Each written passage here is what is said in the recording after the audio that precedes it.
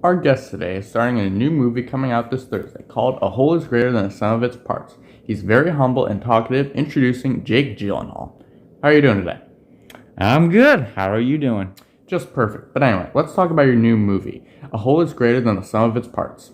It's very interesting. Learning about Kirk Kafka, who's the person, while I'm playing the movie. Could you tell us where he's from?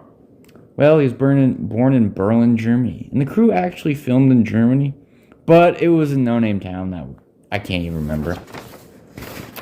So this is based on a true story. Yes. Well, it's as close as you can get to the real story.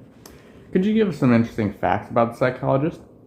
Well, he made up the Gestalt theory, where he built upon developing methods for promoting self-healing, physical growth. His early education was under the guidance of his uncle, who awoke his interest in philosophy and science. On that note, tell us more about his early life and what schools he went to. Kafka had been born into a family that specialized in the legal profession. It was only covered briefly in the movie, basically. He was enrolled in the University of Berlin in 1903 with a major in philosophy. He graduated in 1908. He spent a year in Edinburgh perfecting his English and familiarizing himself with British psychology. Interesting. Could you tell us more about how Kafka approached psychology? Well, there's this term about Gestalt. There's a term called Gestalt psychology, which basically states that the whole is greater than the sum of its parts, like the name of the movie. Interestingly enough, Kafka and another psychologist named Wolfgang Kohler were subjects in an experiment, and that was overseen and conducted by Matt Wertheimer. They found a holistic approach where psychological phenomena can't be seen as a combination of elements, but part derive their meaning from the whole. They concluded that most people see complex things rather than the parts. They got all that from one experiment? Apparently.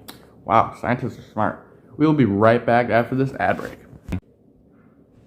Alright, we're back and ready to start talking more about Kafka. What else you want to know?